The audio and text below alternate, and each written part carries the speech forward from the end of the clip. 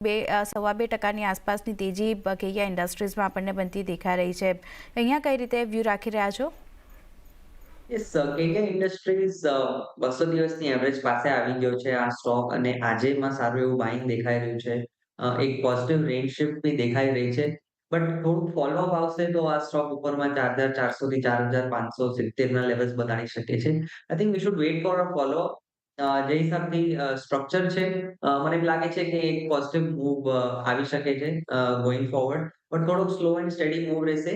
Major support જે છે 3,950 નો છે એ ધ્યાનમાં રાખવો. જ્યાં સુધી 3,950 ના લેવલ બ્રેક નથી થતો, મને એમ લાગે છે કે જો જરાક ફોલોઅપ આવશે તો આમાં એક સારું બાઇંગ આવી જશે અને ઉપરના લેવલ્સ આપણને જોવા મળી શકે. એટલે જુઓ ખાસ કરીને એક કેઈઆઈ ઇન્ડસ્ટ્રીઝ પર આ તમારે ખાસ ધ્યાન રાખવાનું છે. અહીંયા પણ આજે છેલ્લા 1-1.5 કલાકમાં એક સારી એવી તેજી આપણને આવતી જોવા મળી છે. પરંતુ જો બીજું એક કાઉન્ટર પોલીકેબનું ખાસ કરીને ધ્યાને પડી રહ્યું છે. આજના દિવસે ગઈકાલે તો 200 દિવસની મૂવિંગ એવરેજ બ્રેક કરી હતી, પરંતુ આજે ઓલમોસ્ટ આ કાઉન્ટર તમને 6-1 મહિનાના લો પર આવતું જોવા મળી રહ્યું છે. કારણ કે જો 23 જુલાઈએ જે બજેટ આવ્યું હતું અને બજેટના દિવસના જે લો બન્યા હતા 6,000ની આસપાસના, એ જ લોથી આજે થોડી ઘણી ખરીદદારી આવતી જોવા મળી છે પોલીકેબમાં. લાગે છે અહીંયા કોઈ પોઝિટિવ મત રાખવો જોઈએ જો 6,000ના લેવલ 2-3 દિવસ નથી બ્રેક થતા તો? જો હમણાં નંબર્સ આવ્યા છે એ પછી આટલું મોટું મેજર નેગેટિવ રિએક્શન આવ્યું છે આ સ્ટોકમાં. અને થોડું મોમેન્ટમની વીકનેસ દેખાઈ રહ્યો છે. એટલે મને એમ લાગે છે 5,900 5,800 નો જે ઝોન છે બહુ જ ઇમ્પોર્ટન્ટ લેવલ છે. જ્યાં સુધી ઈ હોલ્ડ કરી જાય છે, કદાચ એક બાઉન્સ આવી શકે છે. બટ જે હિસાબથી આજે વોલ્યુમ સાથે સેલિંગ થયું છે આ સ્ટોકમાં, થોડું કદાચ વીક કાં તો સાઇડવેઝ થઈ શકે છે આ સ્ટોક. એટલે અત્યારે મોમેન્ટમ નથી આ સ્ટોકમાં બાય સાઇડ પર.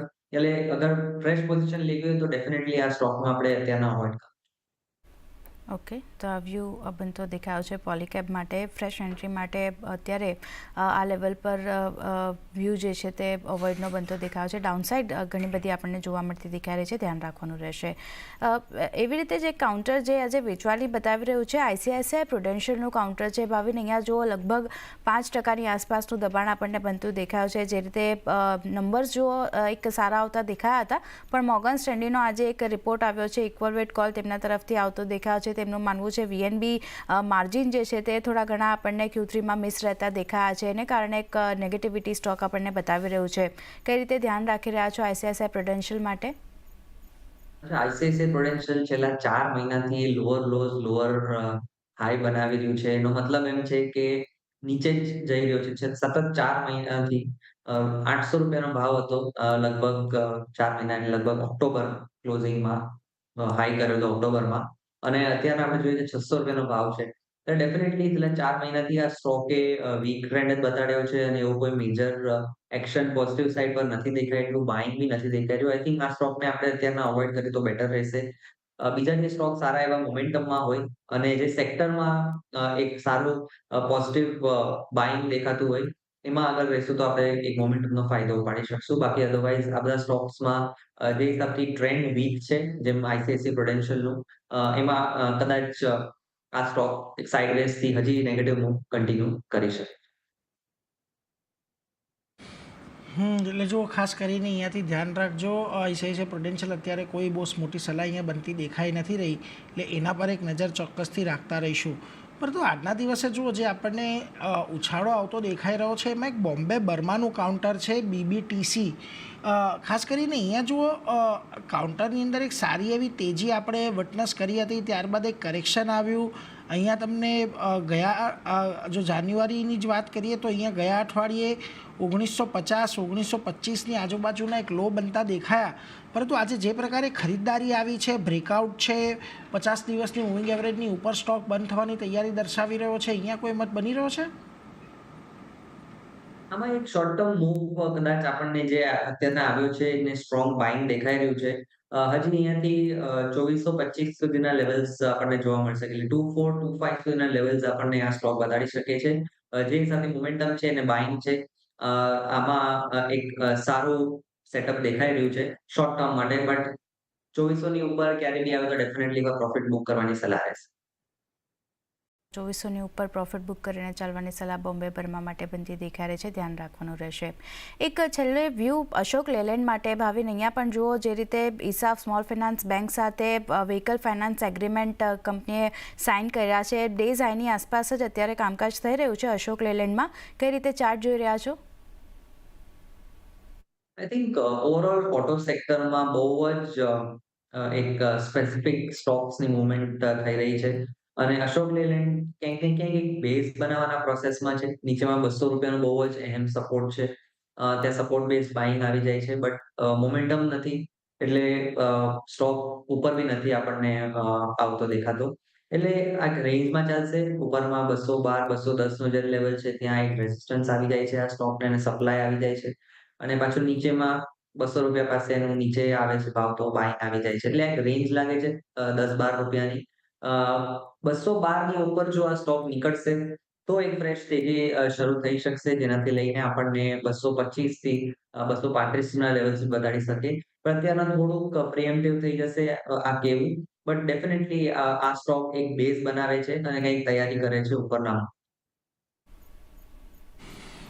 બેઝ બનાવીને ઉપર આવવાની તૈયારી કરે છે, એટલે ધ્યાન રાખતા રહેજો. વોચલિસ્ટમાં અત્યારે તમારે ખાસ કરીને અશોક લેલેન્ડને રાખવાનો છે. પરંતુ આજના દિવસે જુઓ, ઘણા બધા ઉતાર ચઢાવ બાદ માર્કેટ અંતે એક તેજી સાથે બંધ થવાની તૈયારી દર્શાવી રહ્યું છે. જે પ્રકારે HDFC બેંકના પરિણામો આવ્યા ત્યાં તેજી આવતી જોવા મળી, IT સ્ટોક્સમાં તેજી આવતી જોવા મળી, એ બધાની અસર અત્યારે તમને નિફ્ટી પર દેખાઈ રહી છે અને લગભગ 0.5%ના ઉછાળા સાથે નિફ્ટી બંધ થવાની 23,150ને પારની તૈયારી કરી રહ્યો છે.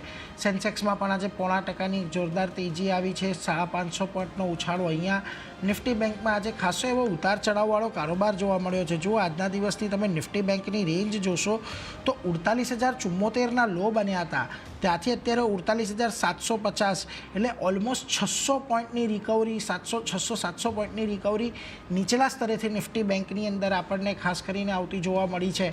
પરંતુ મિડ કેપ અને સ્મોલ કેપે આજે ખાસો એવો ઘટાડો દર્શાવ્યો છે. જોકે બંનેમાં નીચલા સ્તરેથી થોડી ઘણી રિકવરી છે, પરંતુ જે રીતે રિયલ્ટી સ્ટોક્સની અંદર આજના દિવસે ઘટાડો આવતો જોવા મળ્યો, એની અસર આજે આપણને એક મિડ કેપ પર પણ આવતી જોવા મળી છે. હવે આજના દિવસે જે સ્ટોક ખાસ કરીને ચર્ચામાં હતા, જુઓ, એક કાઉન્ટર ટાટા ટેકનોલોજીસનું આજે એના પરિણામ આપણને આવતા દેખાયા હતા અને ત્યારબાદ આ કાઉન્ટરની અંદર આજના દિવસે તમને ઘટાડા તરફી કારોબાર જોવા મળ્યો છે. લગભગ 2-2.5%નો ઘટાડો આવ્યો. આ ઉપરાંત તમને ડાલમિયા ભારતમાં એક પોઝિટિવિટી જોવા મળી. ICICI પ્રુડેન્શિયલના જે પરિણામો આવ્યા એમાં તમને એક દબાણ જોવા મળ્યું. ઇન્ડિયા માર્ટ, KEI ઇન્ડસ્ટ્રીઝ, આ બધા પણ એક દબાણ સાથે જ આજના દિવસે બંધ થવાની તૈયારી દર્શાવી રહ્યા છે. બીજી તરફ HDFC બેંકના જે પરિણામો આવ્યા ત્યાં આગળ આજે સારી એક તેજી તમને જોવા મળી. ખાસ કરીને અહીંયાથી દરેક વસ્તુ વધી છે, પરંતુ રેવન્યુ ગ્રોથ જે પ્રકારે આવ્યો છે અને અનુમાન કરતાં સારો આવ્યો છે, એને લઈને HDFC બેંકમાં એક ખરીદદારી જોવા મળી હતી. બીજી તરફ પોલીકેબના પરિણામો આવ્યા. પરિણામો સારા છે, સેગમેન્ટલ પરફોર્મન્સ થોડુંક નબળું આપણને રહેતું જોવા મળ્યું, જેને પગલે ત્યાં આગળ આજના દિવસે એક ઘટાડા તરફી કારોબાર આપણને આવતો જોવા મળ્યો છે. અને ખાસ કરીને IT સ્ટોક્સનું આજે મહત્ત્વ રહ્યું નિફ્ટીની અંદર, કે જ્યાં આગળ એક સારી તેજી આપણને જોવા મળી. Wipro, Infosys, TCS, tech Mahindra, HCL tech, આ બધામાં તમને આજે એક સારી તેજી જોવા મળી અને આ જ બધા શેર આજના દિવસે તમને નિફ્ટી ગેઇનર્સની અંદર સુમાર થતા દેખાયા છે. નો ડાઉટ HDFC બેંકના પરિણામો આજના દિવસે આપણને આવતા જોવા મળ્યા, પરંતુ એવો કોઈ બહુ મોટો ઘટાડો આજે ત્યાં આગળ નથી. જો ઓલમોસ્ટ સ્ટોક આજના દિવસે લગભગ 1.5%નો વધારા સાથે બંધ થતો, 1.5%ના વધારા સાથે બંધ થતો દેખાયો છે. અને આ ખાસ કરીને BEL જેવું કાઉન્ટર, કે Trent, HDFC life, JSW steel, આ બધામાં આજે તમને એક ઘટાડો જોવા મળ્યો. પરંતુ ભાવિનજી, હવે જે પ્રકારનું ક્લોઝિંગ છે, હજી આપણે જે શરૂઆતમાં વાત કરી હતી એ જ પ્રકારે રેન્જ બાઉન્ડ કારોબારને આ અઠવાડિયા માટે, આવતા અઠવાડિયે થોડા દિવસો માટે અહીંયાથી ધ્યાનમાં રાખીને આગળ વધવું. યસ નીરજભાઈ, જો આજે હું એક જ વાત કહું તો કે આજે નિફ્ટીને કોણે સપોર્ટ કર્યો, તો કે IT. બધા જ શેરોમાં સારું એવું બાઇંગ આવેલું, એટલે IT સેક્ટરે આજે નિફ્ટીને એક સારો એવો સપોર્ટ આપ્યો અને પછી ફોલોઅપ આપ્યું HDFC બેંકે. એટલે મને એમ લાગે છે કે જો જ્યારે બધા જ બ્રોડર માર્કેટમાં બાઇંગ આવશે તો જ ક્યાંક ને ક્યાંક આપણે માર્કેટ સ્ટેબલ થશે. અને બીજી ઇમ્પોર્ટન્ટ વાત એ છે કે FI નું જે સેલિંગ છે બહુ સતત છે, કન્ટિન્યુઅસ સેલિંગ ચાલી રહ્યું છે. જ્યાં સુધી એ રોકાશે નહીં ત્યાં સુધી મને લાગતું નથી કે માર્કેટ આપણું સેટલ થઈ શકશે. ડેફિનેટલી એક જે બાઉન્સ માઇનર ઇન્ટરમીડિયેટ બાઉન્સ જે હોય છે એ આવે છે માર્કેટમાં, પણ એમાં આપણે એક્સાઇટ ન થવું અને બહુ સંભાળી અને ટ્રેડ કરવું, કેમ કે વોલેટિલિટી હવે એક્સ્ટ્રીમ થઈ શકે છે. એટલે લેવલ્સની વાત કરીએ તો જો એક સારો મૂવ આવવા માટે ઉપરમાં 23,400 નો જે લેવલ છે એ પાર થવો બહુ જ જરૂરી છે. જ્યાં સુધી એ પાર નથી થતો મને એમ લાગે છે કે આપણે 23,400 ઉપરમાં અને નીચેમાં 22,800 ના રેન્જમાં રહીશું. એટલે એ રેન્જમાં આપણે અત્યારના વોલેટિલિટી જોઈ શકાશે. એટલે આ ધ્યાન રાખવું. અને કોઈ બી ટ્રેડ લેવો તો ડેફિનેટલી એક સ્ટોપ લોસ મેન્ટેન કરવો અને ઇન્વેસ્ટમેન્ટ કરવું હોય તો સ્લોલી એન્ડ ગ્રેજ્યુઅલી સારા ક્વોલિટી નેમ્સમાં, લાર્જ કેપ્સમાં ઇન્વેસ્ટમેન્ટ કરી શકાશે. બટ એક સાથે નહીં, પાર્ટ્સમાં બાય. એટલે જુઓ ખાસ કરીને અહીંયા તમારે આ ધ્યાન રાખતા રહેવાનું છે નિફ્ટીના ફ્રન્ટ પરથી. પરંતુ એ સાથે જ ભાવિનજી આપની રજા લેવાનો સમય થયો છે. ઘણા બધા સ્ટોક ડિસ્કસ કર્યા, અંગેના કોઈ ડિસ્ક્લોઝર? યસ થેન્ક યુ મને શોમાં બોલાવવા માટે, આરતી અને નીરજભાઈ તમારા બેવનો. જે બી સ્ટોક્સ ડિસ્કસ કર્યા છે, સેટઅપ ડિસ્કસ કર્યા છે, ચોક્કસથી સ્ટોપ લોસ મેન્ટેન કરજો. ફાઇનાન્શિયલ એક્સપર્ટની સલાહ લઈ અને પછી જ કોઈ ટ્રેડ લેવો, એવી મારી સલાહ રહેશે. અને જે બી આપણે સ્ટોક ડિસ્કસ કર્યા છે અમે અમારા ક્લાયન્ટ્સને પર્સનલી રેકમેન્ડ કર્યા હોય છે. Thank you. જી આભાર ભાવિનજી, આપ અમારી સાથે જોડાયા અને આજના દિવસે આ સમગ્ર ચર્ચા કરી એના માટે. તો એ સાથે જ બજાર અત્યારે પોઝિટિવિટી સાથે સેટલ થતા દેખાયા છે. એટલે હવે આવતીકાલે આપણે વીકલી એક્સપાયરી પર જોઈશું એ કેવી રહે છે એના પર એક ખાસ ફોકસ હવે અહીંયાથી રાખવાનો છે.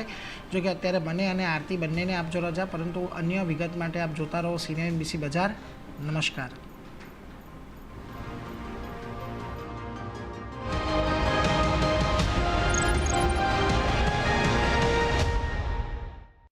अपने बिग बॉस जब एमडी थे तो हमारा भी ख्याल रखते थे, और हमारे प्रिंस साहब तो अपने परिवार का इंश्योरेंस कराने में ही बिजी हैं। अरे बिग बॉस साहब, अपने परिवार